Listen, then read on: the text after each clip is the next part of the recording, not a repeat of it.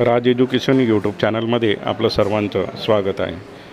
आज दिनांक 15 ऑक्टोबर 2024ला महाराष्ट्र शासनाचे जाहीर आभार मानण्यासाठी सर्व कर्मचारी एकत्र जमले। शासकीय औद्योगिक प्रशिक्षण संस्था नागपूर या संस्थेला संत जगनाडे महाराज शासकीय औद्योगिक प्रशिक्षण संस्था नागपूर असे नाव दिल्याबद्दल सर्व कर्मचाऱ्यांच्या वतीने महाराष्ट्र शासनाचे आभार मानले गेले। संताजी जगनाडे महाराजांचं आपल्या महाराष्ट्रातील क्रमांक 3च्या संस्थेला औद्योगिक प्रशिक्षण संस्थेला नाव देण्याचं जे कार्य शासनातर्फे केलं गेलं ते सुचवण्याचं कार्य माननीय देवेंद्र फडणवीसजी यांनी केलेलं आणि ते तात्काळ मान्य करून सरतेशेवटी ते नाव देण्याचं काम शासनातर्फे घडलेलं हे खूप छान काम घडलं। त्यांचं नाव आज नागपुरातल्या या संस्थेला मिळालं हे खूप अभिमानाची गोष्ट आहे आपल्यासाठी। संत जगनाडे महाराजाचं कार्य खूप मोठं आहे, कारण आज आपल्याला तुकाराम महाराजांचे जे अभंग वाचायला मिळतात ते इंद्रायणी नदीमध्ये डुबवले होते, ते गेले होते, पण ते आज त्यांच्या तोंडपाठी होते आणि त्यांनी ते उतरवले। त्याच्यामुळे आज आपल्याला ते सगळे तुकाराम महाराजांचे अभंग वाचायला मिळतात। 1956 मधली ही स्थापन झालेली ITI आणि त्या ITIला बराचसा इतिहास आहे। बरेच उद्योजक या ITIला घडवले गेले आहे आणि विदर्भामध्ये मोठ्या प्रमाणामध्ये तेली समाज आहे। समाजातले जे लोक काम करणारे लोक आहेत त्यांची इच्छा होती आणि देवेंद्र फडणवीस यांनी हे नाव सुचवलं आहे। तर शासकीय औद्योगिक प्रशिक्षण संस्था नागपूर श्रद्धानंद पेठ या संस्थेला संत जगनाडे महाराज शासकीय औद्योगिक प्रशिक्षण संस्था असे नामांकन करण्याचं DR पारित केलं। त्याबद्दल सर्व महाराष्ट्रातील सर्व कर्मचारी आणि तेली समाजातील सर्व समाजातर्फे मी शासनाचे आभार मानतो। आता खुशी झाली आहे, समाजातील जे कर्मचारी आहेत त्यांना खुशी झाली आहे, परंतु तेव्हा जबाबदारी ही एक मोठी आली आहे की शासकीय औद्योगिक प्रशिक्षण संस्था नागपूरचं नाव मोठं आहे, तर आपल्याला आपलं कामही मोठं करावं लागेल। तर ही जबाबदारीसुद्धा आपल्याला पेलवायची आहे। म्हणजे नुसतं नाव मिळालं म्हणून खुश होण्याची गरज नाही आहे, तर आपली अजून पुन्हा नैतिक जबाबदारी जास्त वाढली आहे। तर जास्तीत जास्त चांगले कौशल्यपूर्ण आपण विद्यार्थी घडवण्याचं काम या निमित्तानं करू अशी ग्वाही देतो मी आणि शासनाचा पुन्हा आभार मानतो। तर शासकीय औद्योगिक प्रशिक्षण संस्थेला संत जगनाडे महाराजांचं नाव देऊन शासनाने दिलेलं आहे, तर मी सर्वप्रथम सर्वांचे अभिनंदन करतो त्याबद्दल आणि संपूर्ण महाराष्ट्रामध्ये संतांचे नावं, कारण संतांचे हा जी महाराष्ट्राची भूमी आहे ती संतांची भूमी आहे। पूर्ण महाराष्ट्रभर 134 ITIचे नामांकन करण्यात आलेले आहे। माझे मित्र पूर्वी बोलून गेल्याप्रमाणे महाराष्ट्र ही संतांची भूमी आहे आणि या संतांची जी छाप आहे ती अख्ख्या भारत देशावरती उमटलेली आहे। संत कोण्या का जातीचा असेना, पण संतांनी कधी आपल्या स्वतःच्या जातीसाठी म्हणून असं कुठलंही उत्तानपर कार्यक्रम केला असं कुठेही लिखित नाही किंवा ऐकलेत नाही।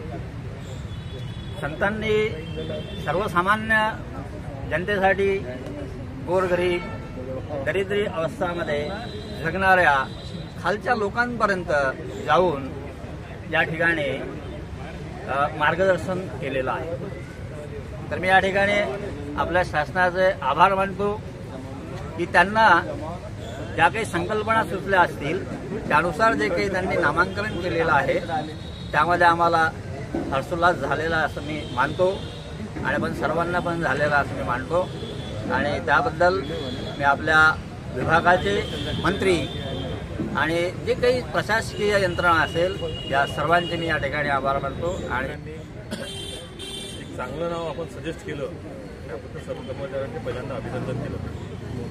जगनाडे महाराज म्हणण्यापेक्षा जगनाडे महाराजांचे जे विचार असेल ते मुलांमध्ये आणि आपल्या विद्यार्थ्यांमध्ये जर रुजवले गेले तर नक्कीच ITIचा आपला जो सुसंस्कृतपणा असतो तो नक्कीच ITIमध्ये सुद्धा वाढीस मिळेल। कारण का शेवटी यांचे विचार हे महत्वाचे असतात. जसं अगोदरच्या वक्त्यांनी म्हटलं की संत तुकाराम महाराजांचे जे अभंग होते ते यांनी जगनाडे महाराजांनी लिहिले. संत तुकाराम महाराज शिवाजीचे गुरु होते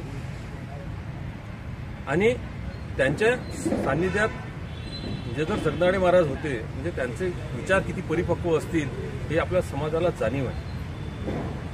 पण ते विचार फक्त इथं नाव देऊन होणार नाही. त्यांचे विचार आपले जर आता नेहमी जगनाडे महाराज आपल्या नजरेसमोर राहतील, आपल्याला नेहमी नाव आठवत राहील आणि ते विचार आपण जर विद्यार्थ्यापर्यंत पोहोचू शकलो तेव्हा महाराष्ट्र शासनानं जे प्रयत्न केला त्यांचे ते प्रयत्न पूर्ण होतील अशी मला आशा वाटते.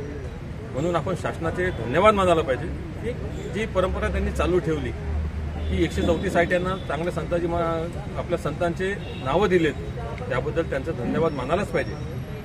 पण त्याची काही जाणीव आपल्यावर सुद्धा दिली आहे कारण का आपण त्यांचे विचार पोहोचवले पाहिजे. संत जगनाडे महाराज हे अतिशय छोट्या वयामध्ये मामाच्या घरी त्यांचा जन्म झाला सदुंबरे इथे आणि त्या ठिकाणी जन्म झाल्यानंतर त्यांचा जो वारसा होता मामांचा तो संत तुकाराम महाराज यांच्या सानिध्यामध्ये जास्त गेल्यामुळे संत तुकाराम महाराज तिथे सदैव यायचे. त्यामुळे त्याचा प्रभाव त्यांच्यावर पडला आणि कालांतराने ते संत तुकाराम महाराजांचे ज्या ज्या गावामध्ये ज्या ज्या ठिकाणी त्यांचे कीर्तन व्हायचे जायचे तेव्हा ते सोबत जायचे आणि त्यामध्ये हे वारकरी म्हणून यांनी काम केलं. वारकरी म्हणून जेव्हा टाळ वाजवण्याचं काम यांनी केलं ते करत असताना प्रत्येक ओवी आणि प्रत्येक कीर्तनाचं त्यांचे जे शब्द न शब्द महाराजांच्या ते मुखपाठ झाले आणि ते पाठ झाले आणि कालांतराने त्यांनी जे समाज प्रबोधनाचं तुकाराम महाराजांनी जे काम केलं ते करत असताना काही त्यावेळेच्या काळामध्ये त्यांच्यावर एक आघात असं झाला की त्यांनी लिहिलेल्या ज्या ओवी असलेला त्यांचा जो ग्रंथ होते ते सर्व ओवी लिहिलेले ग्रंथ हे इंद्रायणी नदीमध्ये डुबवले गेले आणि अशा वेळेस फार मोठं नुकसान सामाजिक आणि ऐतिहासिक नुकसान झालं होतं. अशा वेळेस संत जगनाडे महाराज यांनी त्या ओवी जशाच्या तशाच लिहून काढल्या आणि आज आपण महाराष्ट्रामध्ये बघतो जी संताची भूमी आपण म्हणतो संताचा जो वारकरी संप्रदाय आज आपल्या महाराष्ट्रामध्ये सर्वात मोठ्या प्रमाणामध्ये आहे. तो संताजी वारकरी जे आज जागोजागी जे कीर्तन करतात आणि समाज प्रबोधन करतात सर्व समाजाला एक प्रबोधनाचं कार्य त्यांच्या माध्यमातून जे होत आहे ते जे ओवी आहेत त्या ओवी आज जिवंत आहे आणि त्या ओवीच्या माध्यमातून आजही हे समाज प्रबोधनाचं काम वारकरी संप्रदायाच्या मार्फत आपल्या इथे होत आहे. अशा ह्या महान संताचं नाव आज या शासकीय औद्योगिक प्रशिक्षण संस्थेला दिलं. श्री संत जगनाडे महाराज असं नाव शासनाने दिलं त्याबद्दल शासनाचे मी सर्वांतर्फे आपल्या सर्वांतर्फे आम्ही व्यक्तिशः मी त्यांचं शतशः आभार मानतो.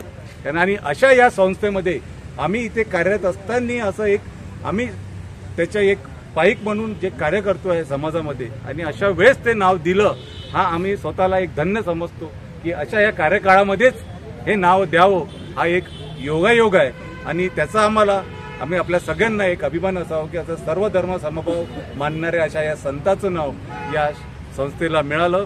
त्याबद्दल पुनश्च सर्व शासनाचे महाराष्ट्र शासनाचे मी शतशः आभार मानतो आणि आपल्या सर्व सहकारी बांधवांचे आपण या कार्यक्रमाला उपस्थिती दाखविली त्याबद्दल मी सर्वांचं आभार मानतो आणि आजचा कार्यक्रम संपला असं मी जाहीर करतो. धन्यवाद.